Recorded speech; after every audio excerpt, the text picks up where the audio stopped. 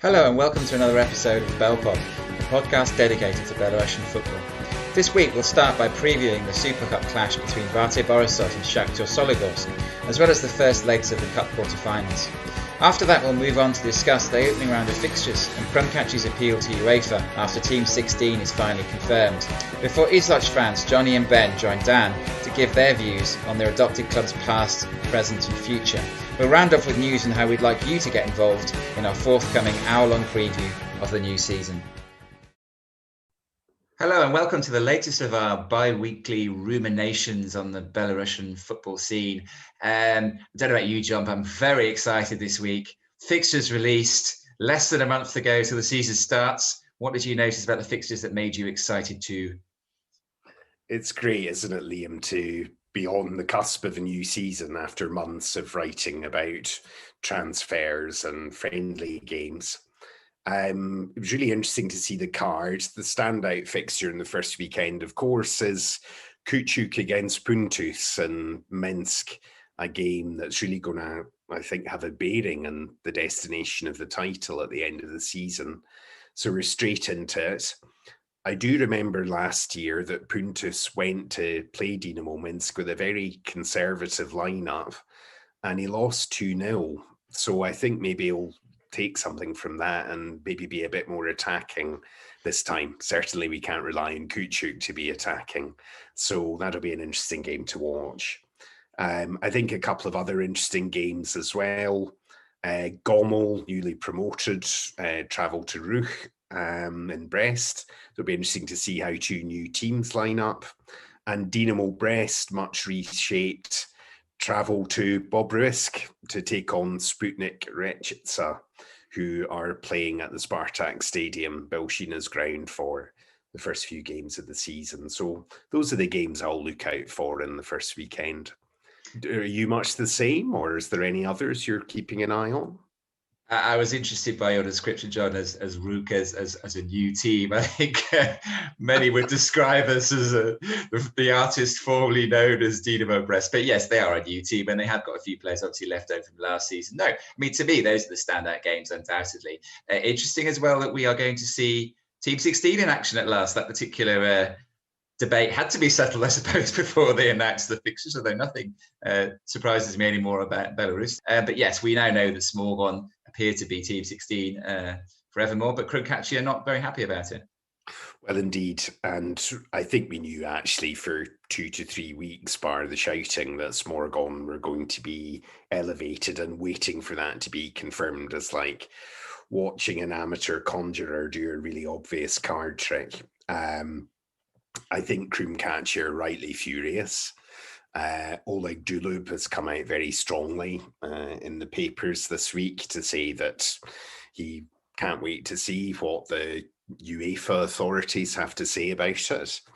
The Minsk side have submitted a written complaint alleging misconduct of the association in relation to the relegation playoff, where two Slutsk players played who technically should have been suspended for that game, and alleging misconduct in denying them a licence. Now, you might say, well, so what, it'll go to Lausanne and there'll be a minor slap in the wrist, a small fine, don't do this sort of thing again. But actually, the sanctions at UEFA's disposal are very serious. And if they find in Krumkachi's favour, I don't think it'll affect the constitution of the league for the season, but they could ban Belarus's national team from competition. They could ban Belarusian clubs from European competition.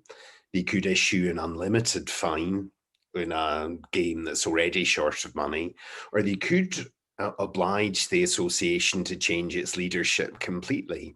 So the potential ramifications from this case, if UEFA do find in Krumkachi's favour, and they do seem to have a strong case, are very serious indeed.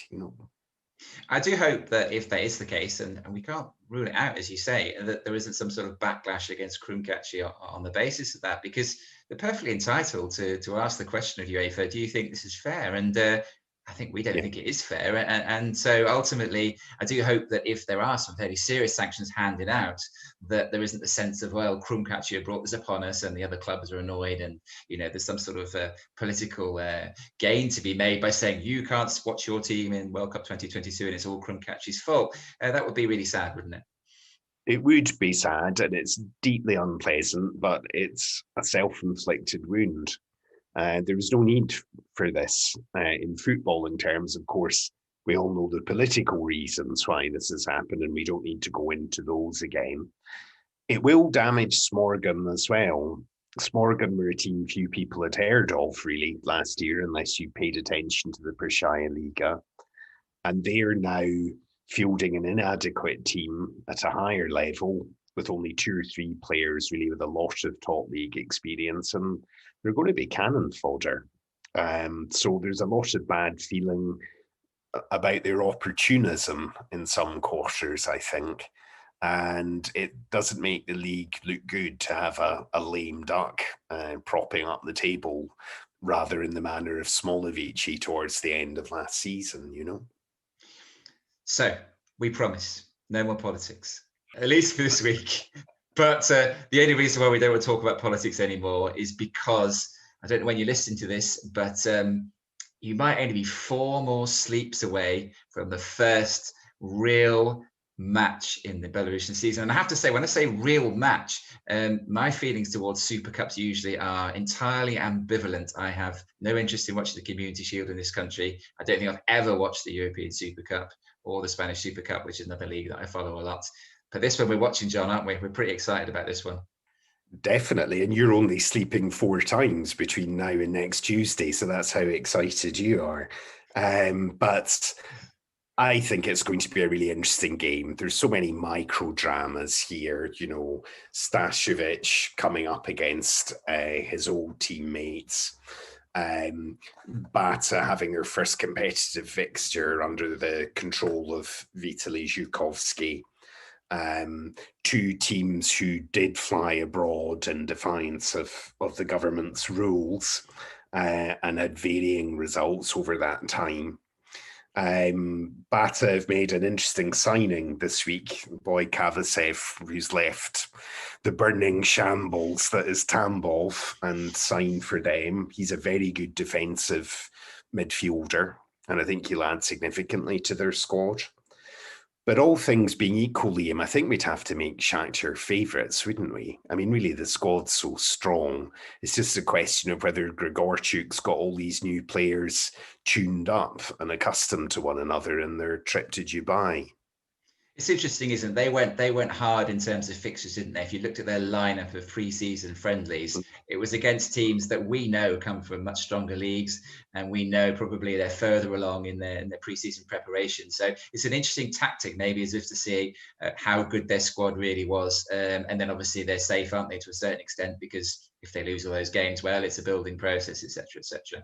They've got 2 very expensive forwards that need to deliver the goods. They need to hit the ground running, don't they? And ultimately there is pressure on them. Whereas Bate, there's pressure because of expectation of all the years that they've been great.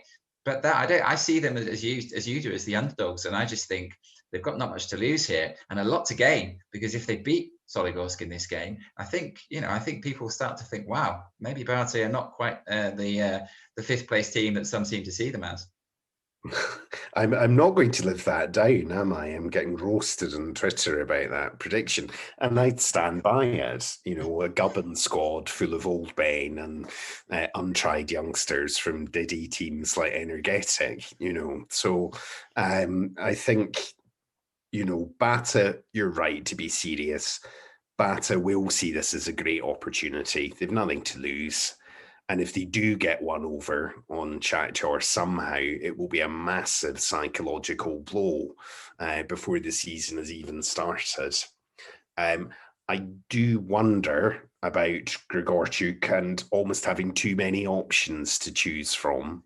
And you think perhaps, as you were saying, he played so many pre-season friendlies to try and work out what on earth his best team was from the 406 players he has to choose from.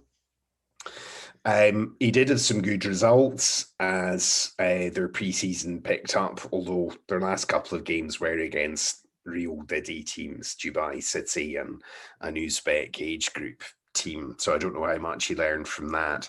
Bata started later. They've had much more mixed results. They really got filled in by Dynamo Kiev in their first game, but they've picked up a bit and drawn 1 and 1-1 in their last 2. And it's hard to read too much really into pre-season, isn't it? The big thing for Bata will be whether Stanislav Dragun and Skavish are fit again, because they picked up knocks in that game against Dynamo Kiev. And as long as at least one of those boys is fit, then they'll put out a competitive side, no doubt about it. I think that's the key, isn't it, as well? When you look at the boys that are left over from last season, it must smart a little bit last season. I mean, Shakhtar won the league, of course, but they won it in the last minute, and really they almost stumbled over the line, didn't they? They almost, I felt Barty almost threw it away, really, to a certain extent. I didn't feel that Shakhtar were particularly dominant, and they would feel, I would hope, that they need to strike an early blow and point out to Shakhtar, well, you may have taken our title away from us, and I know they didn't win it the year before as well, but they would see themselves as historically the best team in the Belarusian league. We're here again, and we're ready to put up a real fight for this season's championship. Anyway, 3 days after that, I think it's 3 days, was it 4? We don't quite know yet. We've got the first legs of the Cup quarterfinals. So we're just spoiled for choice at the moment, aren't we, over the next 10 days of what we can watch. Any thoughts on those games? I mean, there seem to me in most of them to be a fairly clear favourite, but you may have other ideas. I think the ties are fairly straightforward on paper, aren't they? I mean, let's take them in turn. We've got Torpedo Belas against Arsenal Dzerzhinsk. Now, Arsenal are a decent club, a new club, some good players. They're obviously well funded and well run, but I don't see them causing Torpedo too many problems. Shakhtar play Neman Grodno. Again, Neman, a pretty new side, lost all their stars. Can't see them putting too many dents on Shakhtar. Bata play Vitebsk. Again, Vitebsk are the massive underdogs there, but of course they're managed by Evgeny Chernyukin, the former Bata assistant coach for most of last season, Olszewski's right-hand man at Bata. So he'll have insights into their staff, which might give Vitebsk an advantage. And then, of course, there's a Minsk derby between FC and their very eccentric off-season, preparing for the season by disposing of all their best players, and Isloch. So that's the most difficult tie to call. I would make Isloch marginal favourites for that, but it's a tricky game to call, isn't it? Absolutely. I think to me, the key is, given that they're two-legged matches, I think the key is a question of how well Neman, Vitebsk and Arsenal can hang on in there, really. I mean, I think I would expect Torpedo Bata and Shakhtar all to record relatively comfortable home wins. And then obviously there is the issue of whether there's any way back from that. I think Minsk Isloch is clearly the most difficult one to call. We're not sure about either team, are we, really? But somebody does know an awful lot more about Isloch, having studied them very carefully over the last 12 months or so. In fact, we've got two people who've been very keen on them over the last 12 months, and they will now fill us in with all the information that they've gained in that time as we switch to Dan's second interview with somebody other than us. Gentlemen, welcome. Hello. Nice to be with you, Dan. I think, Jonny, you were one of the first people I actually reached out to. We view ourselves as veterans, I think, for having been there from the first game rather than waiting for the hoi polloi to join us later on in the season. Yeah, it's a bit mad to think back, really. A mate of mine, Neil, alerted me to the fact that the Belarus League was still on, and he plumped for Vitebsk. And that prompted me to think that I should choose a team. And my own personal reason for doing so is that obviously the season had just been curtailed over here. For my sins, I'm a Stevenage fan, and what sort of marks them out for me is being a sort of young club. They're sort of gate crashers in the Football League. They're generally disliked, but we have a lot of fun. And I kind of looked for the team in Belarus that I felt was most in that spirit. And I looked at the kind of history of Isloch and how it's such a young club, and it came up, through non-league, and had this great these great characters around it, Sojakowski, who was the manager for all those years, the accordion player, and it all just kind of made sense to me to choose them, and I haven't regretted it. What about you, Ben? What brought you into supporting Isloch? I can't remember which game I was watching, but I'm pretty sure it was one of the first Isloch games I watched was a Momo Yansane winning goal. And I think it was like a volley. It was an absolute scream. And I was like, okay, this team looks fun and interesting, like the way they were all celebrating and stuff. Then I heard the accordion playing. I was like, oh, that's it. I'm sold on this. Like anyone that brings an accordion to a football match and plays it. And like just the way their fans were just so boisterous and loud and singing and stuff like that. I was like, yeah, this team looks like an interesting one as well, like where you've had a manager who's been there for over a decade, some really interesting young players as well. I just kind of was like, yeah, this feels like the good club to follow. Yeah, I mean, it's really sort of strong identity on the pitch, wasn't it? I mean, you almost knew. I found an old team sheet, fairly early on in the season last year to try and make sense of it. And there's this sort of forward diamond and stuff, and that pretty much played out through the season. And you could see that when we played well, it was because all the players understood that system, and that's something that I think you can't build that in a season. It takes time. So when they were playing well, I think they were one of the best teams to watch in the league last season.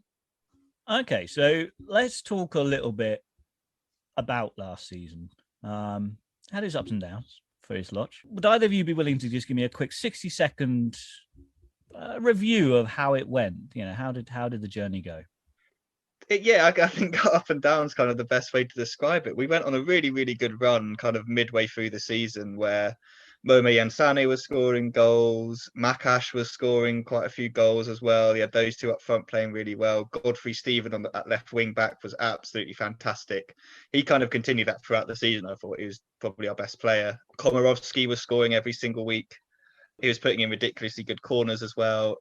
And then like injuries started to pile up. And then there was just a couple of games where they really struggled when Momo Yansane wasn't on the pitch, so it slightly curtailed. And then when Yusuf came in, it kind of got a little bit better. But I think, they kind of literally went up, and leveled out at the end. And we were kind of all hoping for a little bit of a European qualification, but it just never really materialized. Yeah, I think I look at it and think what Torpedo managed to do, if Isloch had the perfect season with no COVID disruptions at the beginning, without losing Yansane towards the end. If we'd had the perfect season, we might have just done that ourselves. And I think that was probably what they were trying to do. That was probably why they, invested in the team and threw serious money behind it. And I think that probably ending up where we did was the reality check to say, we're probably not going to go, hell for leather for that this time, because, it's so hard to pull off. Well, I remember a reality check. So it was 1 point energetic. We're top of the league, and that quickly deteriorated. So, yeah, I'm very aware of those. What would you say was probably your highlight, your standout moment from the last season? For me, it's really difficult to choose. I mean, the very first Yansane winner, where actually Isloch didn't play particularly well in that game against Neyman Grodno, and then all of a sudden, 88th minute, he pulls out this superb volley, and there were other moments, during the season where he sort of came up with that as well. But that was the moment where it really sort of came alive for me. But when I think back at some of the big kind of results we got later in the season, I think against Bate, against Shakhtar, where we were sort of matching the big boys, I think that those were highlights as well. I think a highlight for me has to be, I think it was the away game against Gorodea. During that game, I think Momo scored a fantastic kind of like solo goal. Makash scored a screamer as well, like two really good goals. We won 2-0. It was just a really good game to watch and really enjoyed it. And I think at Gorodea as well, like they had fans there and it was like a close-in atmosphere. That was probably my highlight of the season. There's been quite a bit of movement in the league generally, but Isloch in particular, you've had quite a lot of players move on and new players come in. How's that looking so far?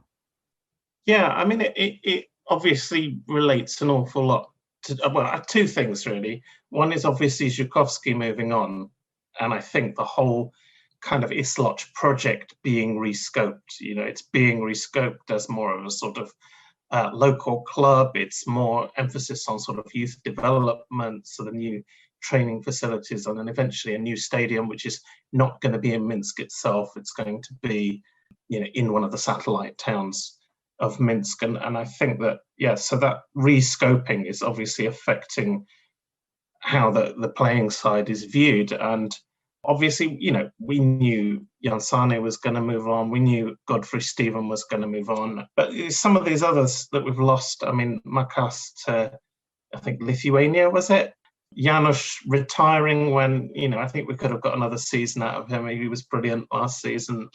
So, and a lot of big names that have been at the club for a while, and the real standout big name who's stayed is Komarovsky, which I think is really, really good news for us. But I think it's going to be the veteran Komarovsky sort of rallying a really young, inexperienced side next season. Yeah, I think the age thing's the biggest thing, isn't it? Like, we had so many kind of 29, 28-year-old plus players, whereas now you've got 18-year-olds, 20-year-olds that they've poured in.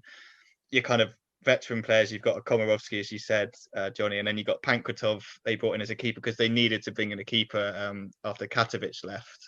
Bringing in Pankratov's like a big thing because last year, our second choice keeper, there was that drop-off from Katovic to there. So, but I think, like Johnny said, with Vitali leaving, it's kind of like, what is the system going to be like? Are they going to go back to that three at the back with the wing backs, or do they need to change it now? Because, like, striker wise, you haven't got Momo, you haven't got Makash, you've basically just got Yusov from last year as a striker. So it's going to be very, very different. It's exciting to see young players. Our academy did quite well in the reserve league last season, but are they ready to make the step up? Yeah, there was this kind of jibe at us last season, a little bit of pensioners, wasn't there? Because we did have the oldest average age of any team in the league. And to be honest, there were games where a lack of pace at the back was really costing us. So, it is going to be different this year. But at the end of the day, they were experienced players, and that counted for something more often than not. But some of the younger prospects, I mean, the reserve team did brilliant last season. I've got high hopes for Denis Firago, or Dr. Firago, as I like to call him, who, was a top scorer, scoring goals for fun in the reserves last season. But to make that step up to, as it were, man's football, I think it's always hard. So, we may be asking too much of those kinds of players. Okay, so taking all of that into account, who do you think's going to get the top three slots? Who's going to finish where there? I think Shakhtar Soligorsk, you have to stick them in that top three. I think they've strengthened as well. They spent money. They, on paper, probably are the best team. I was also looking kind of like the way Dinamo Brest finished last season so strongly. I'm like putting Rook Brest into my top three because obviously they are Dinamo Brest now. So I kind of like elevated them based on how they finished last year. I think they're going to be a force, whether that's a good thing or a bad thing for Belarusian football. The third team is where I've kind of really come stuck, is kind of thinking, who is that third team going to be? I think I'm going to go with Torpedo. As much as I want Zhukovsky to succeed at Bate, because I quite like him. I like what he did at Isloch. I think he deserved a chance to be at a bigger club. This just doesn't look like they're going to be as strong as they've been in previous seasons. They're kind of in a transition phase. So, I'm going to go Soligorsk top, and then kind of Rook second, Torpedo in third again. Okay, I'm going to stick my neck out and say I've basically got, Shakhtar in the top three. I don't see how they won't be. But the other two are sort of, one or other is going to get into the top three, but it's hard for me to really say which one. But I don't think you can discount Bate just because they're really the only team in Belarus that's got sort of top-class facilities. And I think that's always going to count for something. So, there is going to be a transition period. But, we saw last year that, actually even the top teams were pretty dodgy. Do you trust Shakhtar to get a consistent run going and to, put some daylight between themselves and the others? They've got to be an awful lot more consistent than they were last season.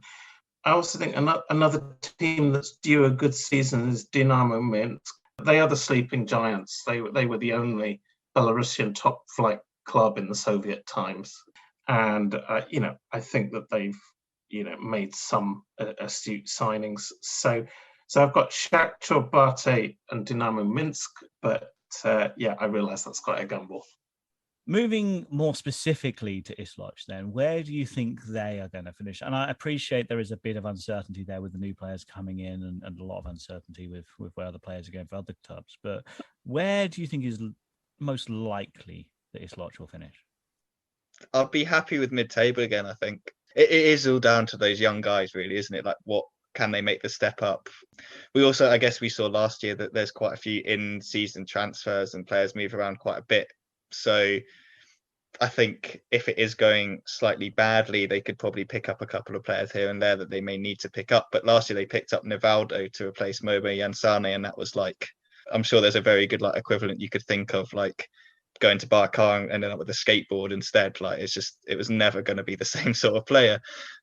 I'm a pessimist when it comes to football anyway. I'm a Reading fan, and I've just been pessimistic my whole life. So I'm pessimistic about Isloch. I'm kind of like, they could be in a relegation scrap this year. It all depends on some of the other clubs as well, but I think they'll finish mid-table. I think Komorowski will kind of help guide some of these players through, and some of the players they've brought in do look good. So I think mid-table is probably what we should be expecting.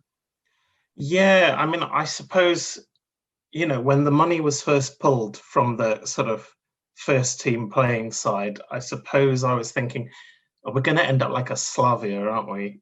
That's the kind of territory we're going to be in. I'd like to think we'll do a bit better than that.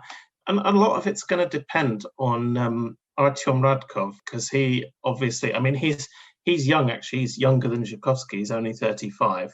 And a lot's going to depend on him and what his ideas are and to what extent he can realize it. The thing is, I think what last season taught us is that when we get to the end of the season, some of the teams are going to look very different to what they looked like early on anyway. So we're trying to predict things, but what I think we're really predicting is the first 3 or 4 months of the season, aren't we? Because we have no idea what the teams are going to look like once the transfer window has, had its wicked way. Well, it's been an absolute privilege and honour to have a little chat with you both. Tell us how people can follow you going forward. Yes, so if you want to follow the Isloch account that I started, it's at Isloch FC. It's FC Isloch UK. My personal one is at benjack94. And I also run a Belgian football podcast. We started that last August, I think. And yeah, it's been really good fun. So if you're interested in a bit of Belgian football, if you just look for the Belgian football podcast, you can find us pretty much everywhere. We're on Twitter. We put it out on all the podcast platforms and most other social media sites. So yeah, you can find us all over there. Okay, and I'm at FC Isloch Ing, as in ENG, as in English language. But, in reality, it's become a bit of a football trash account lately, so apologies for that. And you can also sometimes find me on Across the Pitch, and their Twitter handle is at Across Pitch. And yeah, I'm generally opining about Stevenage or similar. Okay, well, excellent stuff again. Really interesting stuff from both of them. So delighted that they were able to join us for that. What was your impression of Isloch as a club last year, perhaps as much as what they did on the field? I really have a lot of time for Isloch. I really like them. I like the way they go about their business. I think they were one of about 3 or 4 Belarusian clubs, the others being Krumkachi, Neyman, and to an extent Torpedo, who really sought to capitalise on the new fans that they gained during the pandemic in 2020. Very professional, very kind, really seek to include all the fans that they have and what they do, and made a point of thanking the UK-based fans at the end of last season, which I thought was a wonderful touch. On the park, we all know all about Artem Radkov. Of course, he was assistant coach at Energetic for 3 years, learning a lot from Vladimir Bilyavsky and Anatoly Yurevich. At that time, also, he helped Sergei Yarenko with the Belarusian 21s. He had a difficult group to work with there. And there was a time, Liam, we thought really that he was going to take over Bata because he had, 2 months there, and they thought he was getting the job there at one point. And then at the last minute, they decided on Zhukovsky. And effectively, those two swapped chairs between the two clubs. So it will be really interesting to see how he does in his first flying solo job, I suppose, at Isloch. I mean, what are your thoughts on them?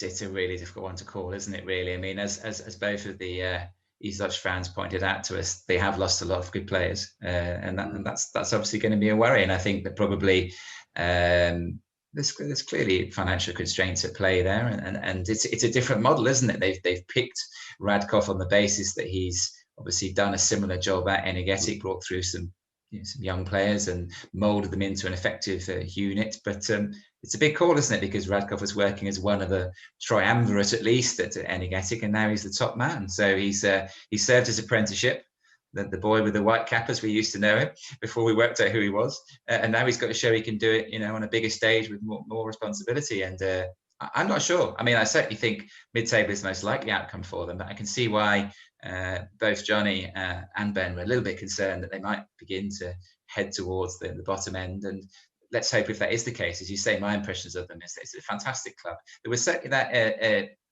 wasn't there something Zhukovsky did at one stage last season after a game, that talking of reaching out to the fans, didn't you say that there was a really lovely touch after, I'm not quite sure when it happened, but... It was, well, I think Ben mentioned the game. It was after they won away at Gorodea. And I remember at the time being blown away by it.